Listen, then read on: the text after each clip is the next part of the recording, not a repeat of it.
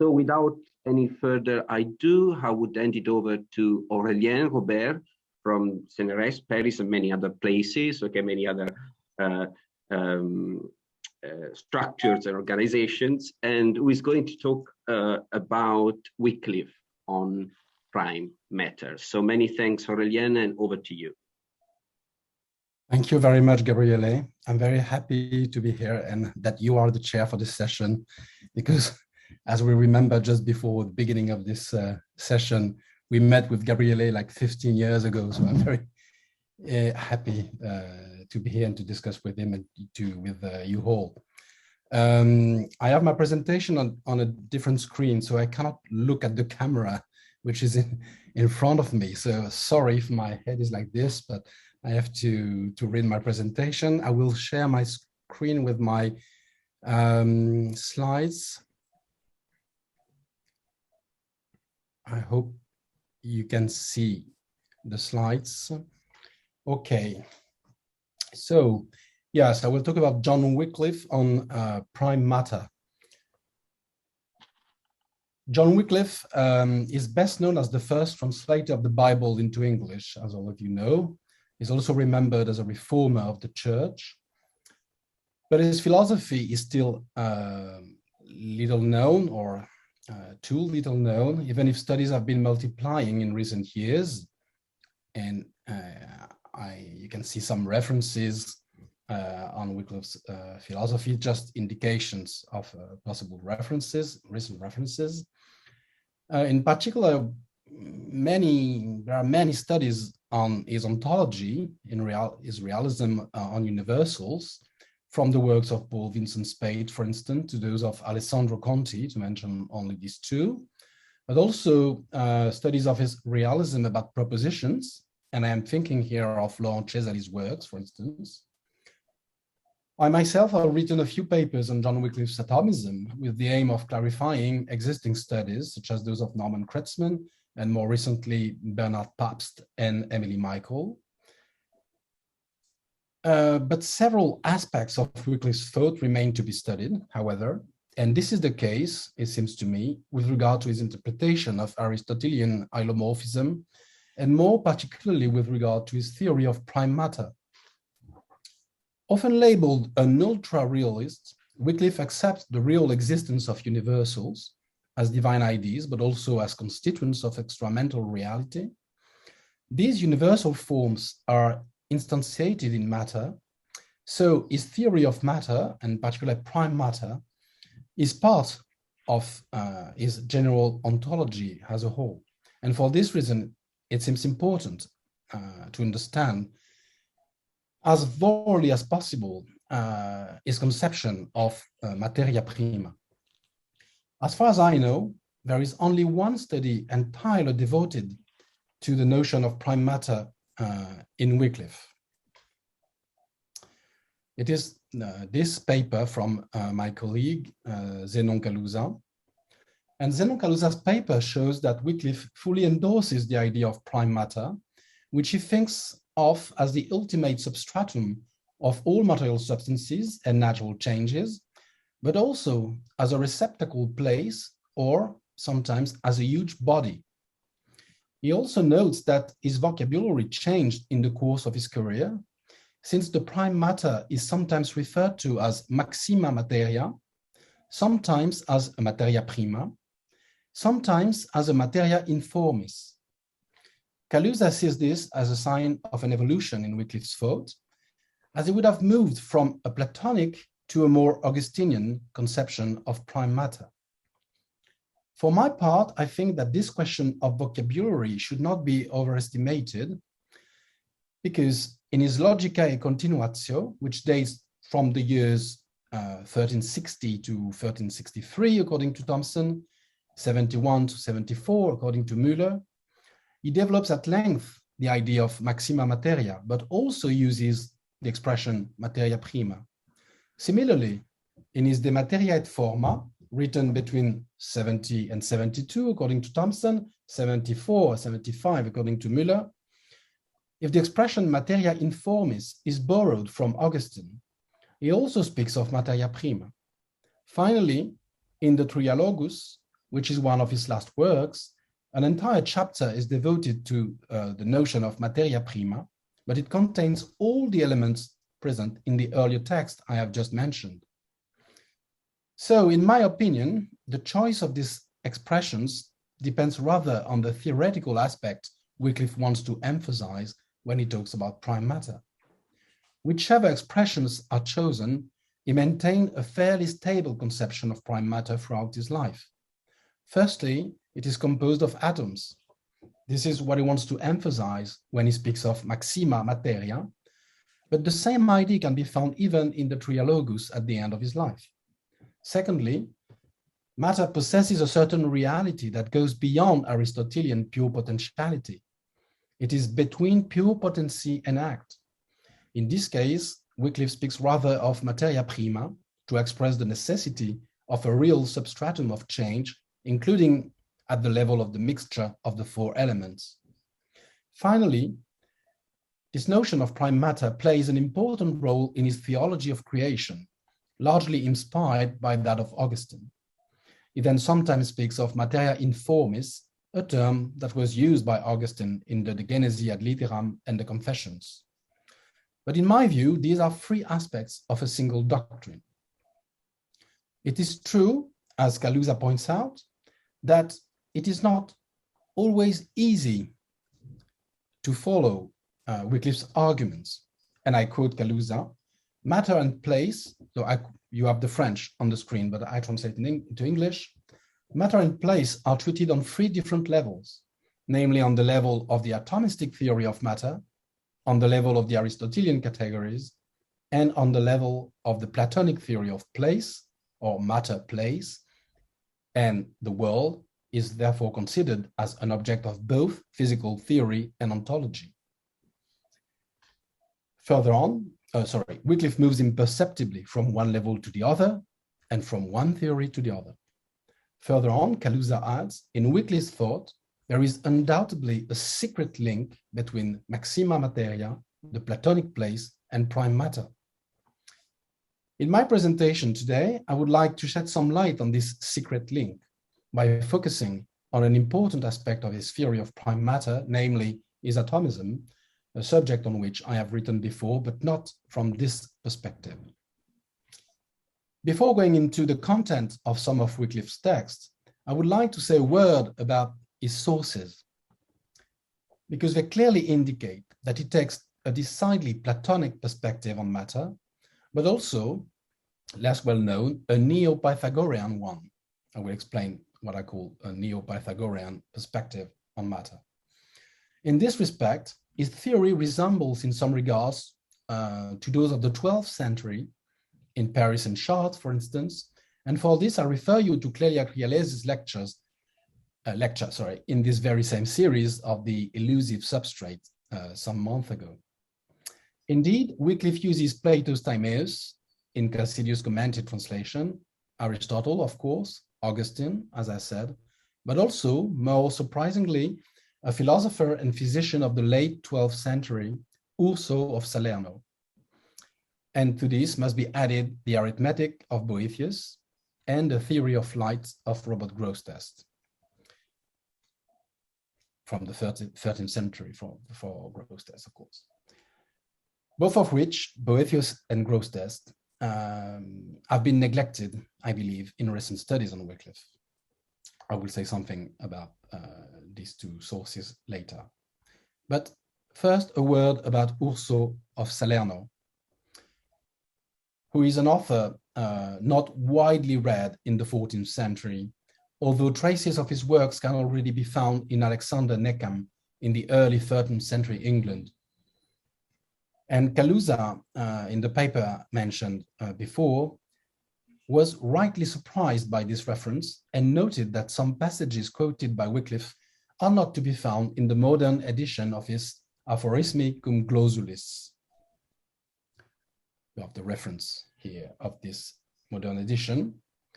The first quotation analyzed by Galluzzo from the De Materia et Forma and also in the De Trinitate, this quotation from Urso is said to be taken from the last aphorism of Urso's Aphorismi, where he states that the Latins called matter subsistentia and form supersistentia, and the compound of matter and form substantia. As Galluzzo notes, it is possible that this last aphorism is found in a different version of the text, but it is not in the modern edition of the aphorisms. I have not been able to check the Oxonian manuscripts, such as the New College 171, for instance, and there are several manuscripts of this text in England and in Oxford in particular, but I have been able to consult the Vatican manuscripts Barberini, Latin 302, which contains the glosses on Urso's aphorisms. And it does indeed contain the passage quoted by Wyclif. So I discovered that the modern edition of the Aphorismi of Urso is an incomplete edition. And so the text is longer in some manuscripts, at least in this one. And the last aphorism is devoted to prime matter generation and corruption and the notion of substance and all natural changes. So it could be interesting to edit this text in the future. Okay, so first I would like to say that Wyclif's quotations are therefore not far-fetched, and it is clear that he has read Urso's aphorisms in detail. And it is important, I will try to show that probably Urso is one of the main sources for Wyclif's theory of matter. I leave aside the second quotation identified by Galluzzo, which is less directly relevant to us, to come to the third in the Trialogus, according to which matter would be an intermediary between being in act and nothing in act. So you have the quotation in the Trialogus first. Galluzzo is surprised not to find this definition in the Aphorismi. But this is for good reason, because it does not come from the Aphorismi, but from the De Commixtionibus Elementorum, which Wyclif summarizes here. Wyclif is indeed familiar with this text and quotes it explicitly in other works of his that Galluzzo did not look at. This is the case, for example, in his De Apostasia, chapter 11 and chapter 16. You will notice in passing how much Wyclif uses Urso's theory here to redefine transubstantiation, which is, as you know, at the heart of the polemics he has stirred up within the church. So again, this could be another important source for Wyclif's view on the Eucharist, for instance. So we find quotations from Urso throughout Wyclif's career, even in the Trialogus, which is one of his last opera, but also in a sermon at the end of his life, in a comparison between the old law and matter on the one hand, and the new law and form on the other. What is interesting about this last quote is that he seems to be saying that basically Plato, Augustine, and Urso are defending the same theory of prime matter. I think this is exactly what Wyclif always wanted to show, that is to say, to unify these theories through his mathematical atomism, which I described earlier as Neo-Pythagorean. So fortunately for us, the theory of prime matter in the De Commixtionibus Elementorum has been studied in great detail by my colleague Irene Caiazzo. So let me briefly summarize the results of this study. According to Urso, prime matter, Ule, was created ex nihilo by God, called here opifex, as in Chalcidius' translation of Plato's Timaeus.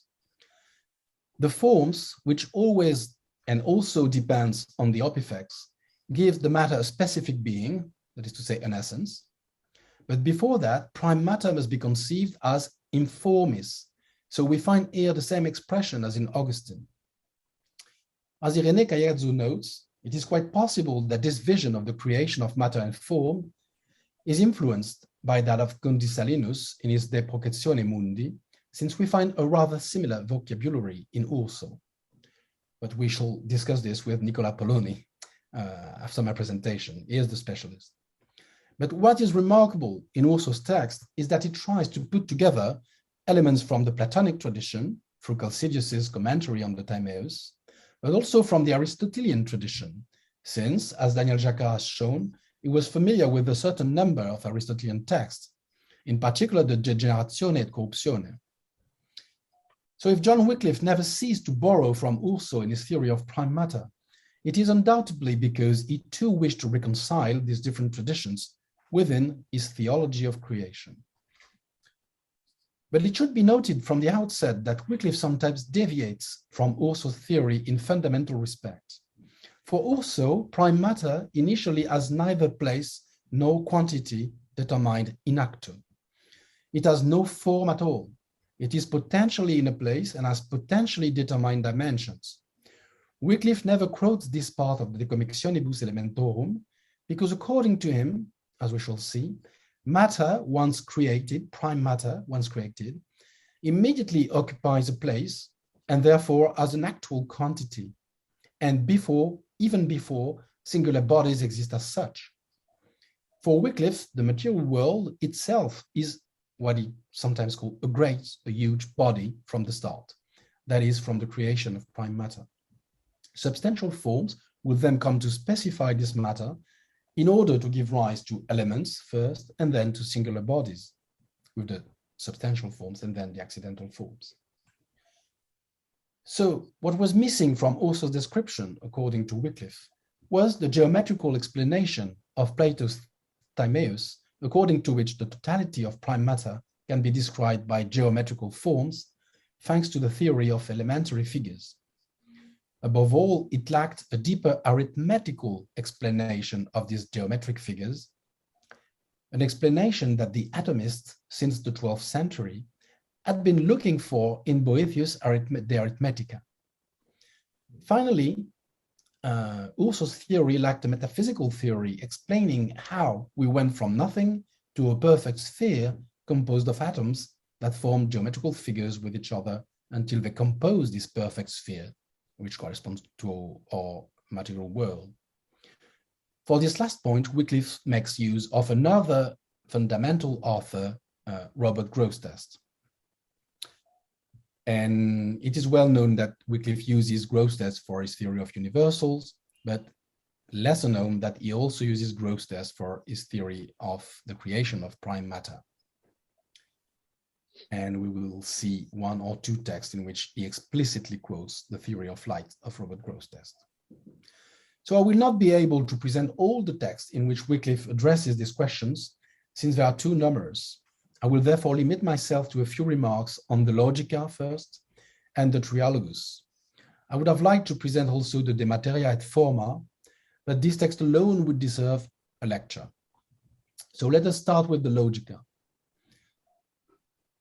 In the third treatise of the second part of his Logic, called by the editor Logicae Continuatio, a title criticized justly by Mark Tucker, there is a very long discussion of propositions containing the term ubi, thus referring to place in one way or another.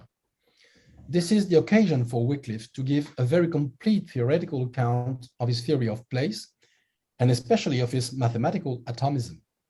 Let me quote his main thesis. So you have the Latin on the screen, but I will translate the text into English.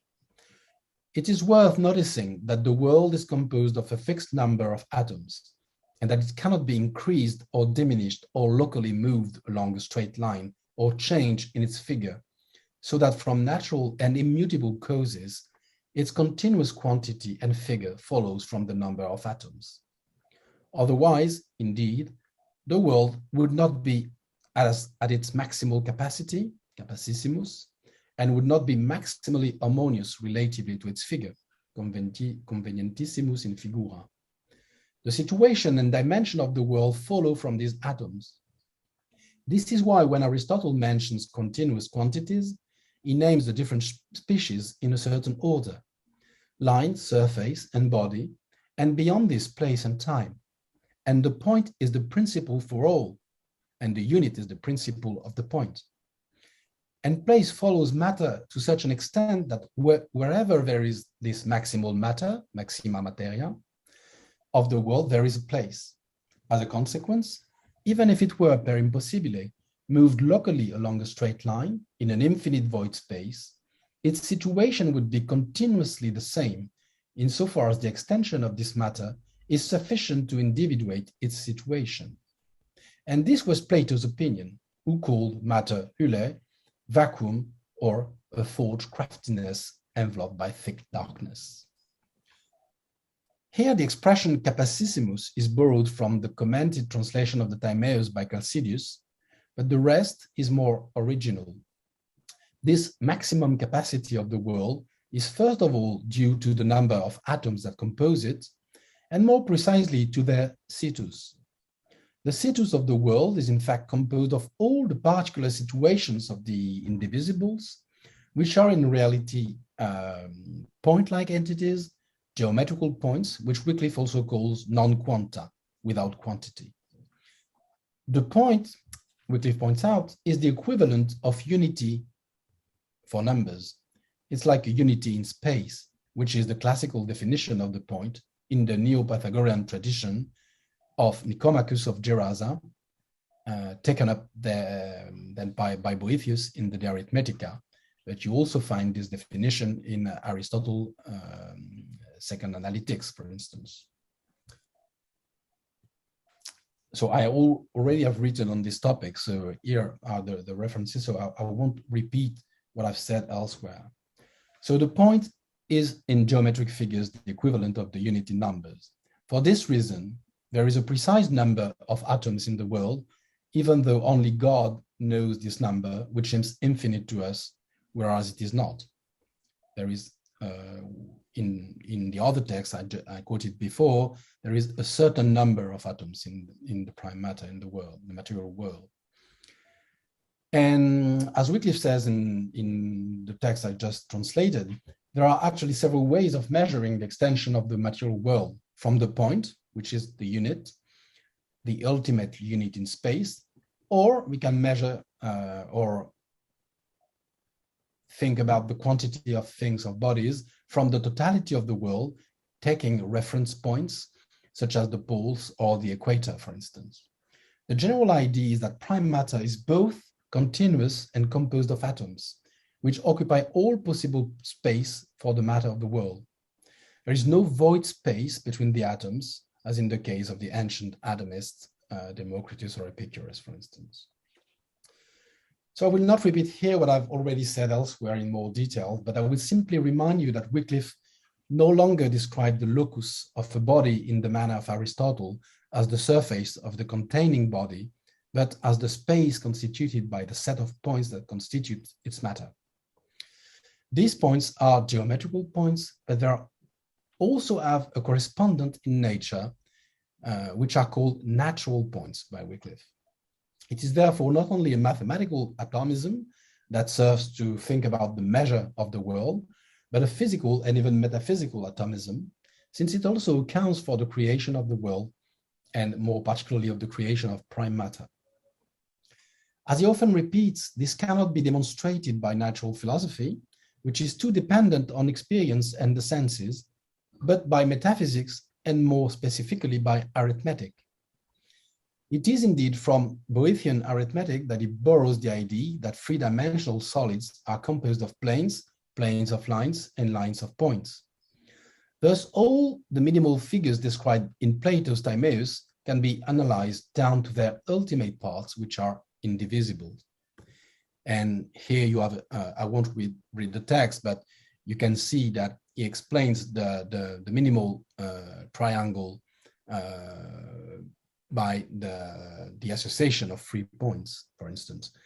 So you have at the beginning of the world with the creation of prime matter, a geometrical structure with the minimal figures you can find in Plato's Timaeus, but with a deeper level up to the point, which is really at the beginning and at the principle of all the geometric figures, which constitute the perfect sphere of the material world. This atomism only describes the structure of the matter of the world and the place it occupies. Once generated, material substances may change constantly according to quantity, through movements of rarefaction, condensation, according to quality and alteration, according to substance, since they may come into being and disappear, generation and corruption, etc. But this does not change the quantity of matter that is fixed in the material world. Formal changes do not affect the total amount of matter in the world, which corresponds to what is called prime matter. What interests most in this description is, of course, the idea that the place of the world derives directly from its matter with this atomistic structure. Wyclif is aware that this prime matter is not knowable, cognizable in itself, but only through the changes that occur to material substances, just as only God knows the arrangement of atoms. It must therefore be imagined. And let's have a look on this quote. In order to know the alterable substance thoroughly, it is necessary to know matter, form, and their compound, since substance is first in relation to accident according to knowledge, definition, and time. This is a quotation from Metaphysics Zeta. To attain this knowledge, therefore, we must imagine a corporeal essence produced at the beginning of the world, composed of indivisibles, occupying all the possible place, and which is not corruptible according to any of its parts, unless perhaps it is by division and separation of one part from another. But the philosophers, who then reflected at leisure on this essence as being an absolute thing to which it belongs by itself to be the subject of accidents, attribute to it a substantiality. Immediately afterwards, once they had considered its extension, they ascribed to it the corporeality that Robert Grosseteste called light. So, immediately after giving this definition of matter, using Robert Grosseteste, he quotes Urso of Salerno again, without naming him, and then Plato and Aristotle, to show that they basically arrive at the same idea of a prime matter that has no qualities and which is in potency of the forms it can receive. In fact, only Urso would disagree with the idea that prime matter is in some way an extended thing which occupies a particular place.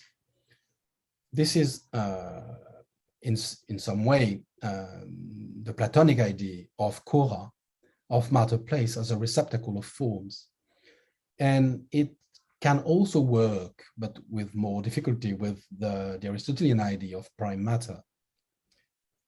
But in this text, what is interesting is that Wyclif discreetly adds the idea of Robert Grosseteste in his De Luce, according to which matter was created by the multiplication of a point of light in all directions, until these points generate a material sphere, which is the whole possible place of bodies once forms are given to matter. In other words, in creating matter, God creates it at the same time with some form, which is the form of corporeality, the forma corporitatis. It is from the outset extended in 3 dimensions. So as soon as a matter is created, it has this extension because with this multiplication, if he really endorses Robert Grosseteste's theory, this multiplication of light immediately creates matter and its extension at the same time. And this idea of a forma corporitatis, was already found in Avicenna, and then reworked by Robert Grosseteste. So this is it for the Logica. I don't have time to go into the De Materia et Forma, but I'll give you just one text that shows that Wyclif again takes up Robert Grosseteste's idea, I think, because he mentions the corporeal light, which is identical to the first form of matter. So let us now turn to Trialogus. The passages devoted to prime matter are particularly interesting to me, insofar as they correspond to his final word on the subject. It is, as the title suggests, the Trialogus, a three-voice dialogue involving aletheia, the truth, pseustis, the liar or the skeptic, and phronesis, the wisdom, who is none other than Wyclif himself. Aletheia expressing the voice of philosophy, pseustis, the air splitter. Wyclif thus places himself above the fray, above the discourse of the philosophers and the vulgar. Let me remind you how this text is organized. It is divided into 4 parts: God first, the world, virtue and vice, and then the sacraments. The order is quite classical and reminiscent of the sentences of Peter Lombard, which was, as you know, still the exercise par excellence in the theological faculties at the time. It is in book 2, De Mundo, that we find an entire chapter on prime matter. After dealing with the unity of the world, the eternity of the world, and the composition of created things, chapter 4 is simply entitled Materia Prima. The order of the chapters makes it easier to understand Wyclif's perspective. Aletheia first defines the world as the totality of created things, both substances and accidents. More precisely, she goes on to speak of the world as an aggregate of these things, aggregatum ex universitate creaturarum, which seems to indicate that the world would only have a successive existence. At each instant of time, the world would only be a new aggregate of the totality of created things, down to the smallest, that is to say, down to the atoms. From this point of view, Aletheia explains, and I quote, "By calling the world an aggregate of all creatures, both substantial and accidental, it seems that it consists of a kind of succession, and that it is not composed of unquantified entities, that is to say, atoms." So I don't know if we should add the non, which is only in one manuscript, but I think it's the best manuscript of the text. But anyway, we can discuss this. But by calling the world an aggregate of substance created from all eternity, as to what is essential to them, it seems that the world is eternal, since the material essence, which some call prime matter, is eternal, however much it may be divided.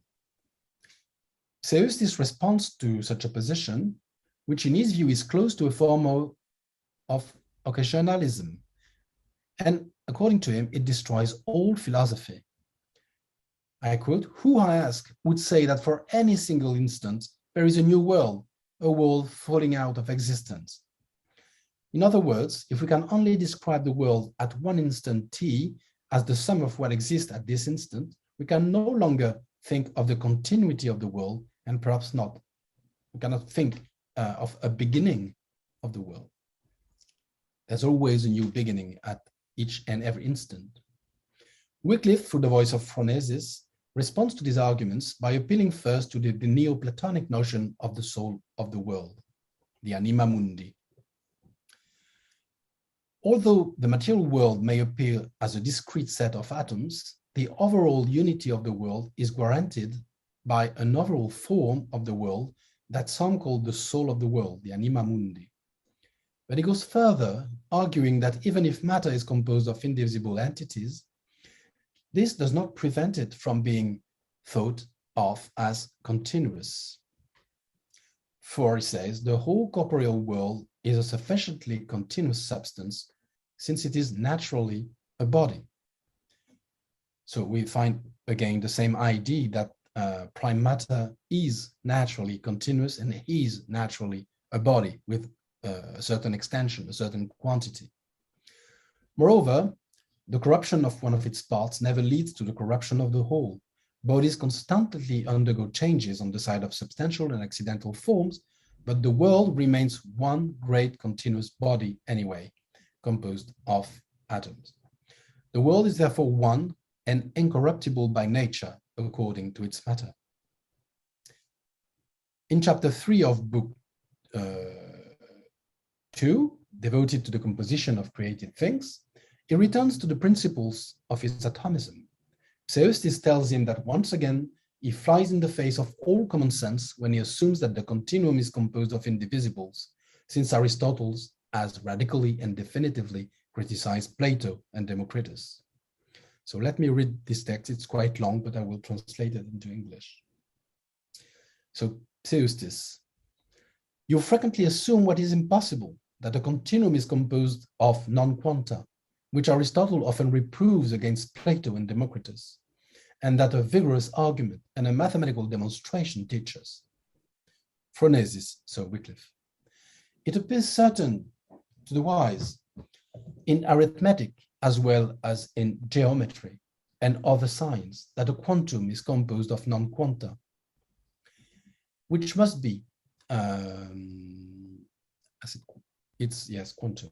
Quantum is composed of non-quanta, which must be the principles of any sort of composite thing. I give this response along with Augustine and the faith of Scripture, that just as God saw everything that he made, so it's quotation of Genesis 1:31, so he understands distinctly every part of every continuum. And in that way, the reasoning seems plainly to succeed. And as for the text of Aristotle and his followers, it is clear that it does not produce faith, since it had often heard.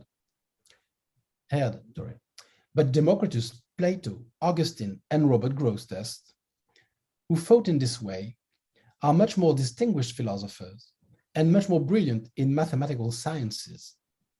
Therefore, when you assume that a vigorous argument or mathematical demonstration contradicts this claim, you are on the wrong track, as usual, when you lack arguments. Wyclif thus clearly supports atomism at the end of his life in the Trialogus, as at the beginning of his academic life in the Logica, when he was still a Master of Arts, and claims the heritage of Democritus, Plato, Augustine, and Robert Grosseteste. While Democritus serves here as a general reference for atomism, Plato refers to the mathematical atomism of the Timaeus, and Augustine provides the theological context for explaining that God knows everything he has created, and that what he has created appears infinite to us, but finite from his point of view. He has created a certain number of things, a certain number of indivisibles. As for Robert Grosseteste, from whom Wyclif takes much here, he serves to explain more precisely the process of creating the world out of indivisibles. When he refers to stronger mathematical arguments than his opponents, he is referring not only to the arithmetic of Boethius at the beginning of the text when he mentioned the Arithmetica, which is really the arithmetic of the Neo-Pythagorean Nicomachus of Gerasa, but also to the discrepancy between our mathematical view of the world and that of God. Indeed, he compares the composition of the continuum to the composition of numbers from unity, which is a classic strategy since at least Robert Grosseteste again. As in the Logica, he explains that the incommensurability in geometric figures, for instance, let's say between the side and of the square and its diagonal, and thus also in bodies with such a form, is an illusion projected by our reason onto the world. The principles of Euclidean geometry invite us to think this, but reality cannot be like this, since God created a certain number of things, and reality is therefore entirely countable. Only arithmetic can therefore give us an idea of this countability of the ultimate entities in our world. In other words, it is possible, at least from God's point of view, to count all the atoms contained in a line, a plane, or a solid, and by way of consequence, in a body. So in the papers I already wrote on the topic, you'll find quotation of Boethius, precise quotations of Boethius arithmetics on this point. With this atomistic and also continuous view of the world, I insist the world is made of atoms, but it is continuous in the sense that there is no vacuum for Wyclif. He explains the status of prime matter with these two aspects in mind. Pseustis says that philosophers do not know what they are talking about when they invoke this concept of prime matter. Not only do they give different definitions of this matter, but also, as Aristotle himself says, this prime matter is knowable only by analogy through form and formal changes, which is to say that it is somehow unknowable. Phronesis responds by first accepting the plurality of definitions of prime matter. And I quote, "Philosophers speak obscurely enough of prime matter, since Plato would say that it is a fraud made in thick enveloping darkness. Aristotle says in the 7th book of his Metaphysics, though, that it is neither a what, nor a how, nor any being of any kind. Augustine truly says that it is properly a nothing. Urso asserts that it is a medium between being and non-being, and conceiving of such locutions of philosophers appears to exceed our abilities. Nevertheless, I conceive that prime matter is a material essence which is not only divisible in quantitative parts. So again, I follow the manuscript A and not the edition which has qualitative. So, which is not only divisible in quantitative parts of different natures, but also, according to something of its subject, susceptible of whatever sort of substantial form. And so this matter should be cognized by the wayfarer through the transmutation of a substance. But Wyclif goes further. For him, there is no contradiction between the definitions of Plato, Augustine, Urso, and Aristotle. And I quote this other text from the Trialogus. This prime matter, since it is not formally a something or a sort of thing, as Aristotle says, is called by Plato, who speaks obscurely, a fraud made in thick enveloping darkness. And so it is properly nothing existing in act, and nothing existing formally, as Augustine says. It is rather a medium between something existing in act and nothing existing in act, formally understood, as Urso has said above. It is not necessary to ask us whether it is composed of its intensive parts, which, in our silliness, we have treated elsewhere, but it is composed of its quantitative parts down to the indivisibles, the different combinations of which do not formally result in a substantial form. Here again, I don't know if we have to add the negation, but in a complete substance, principally and per se, as understood by philosophers who speak in this matter with subtle words, so that it cannot be more or less or some other prime matter than the way that it is.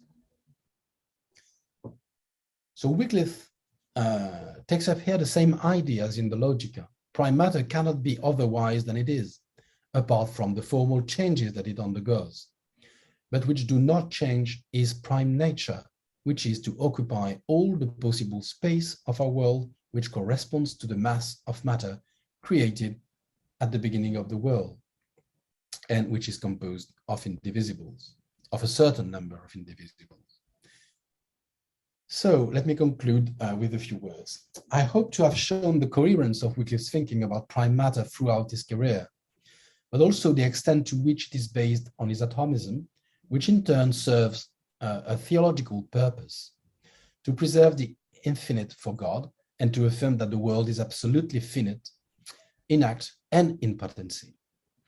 In order to show this, Wyclif says that it is necessary to accept that the world does not change in its initial material structure, despite the mixture of the elements, the advent of substantial and then accidental forms. He could therefore have said, as Lavoisier did in the 18th century, from the point of view of matter, nothing is lost, everything is transformed. Thank you very much.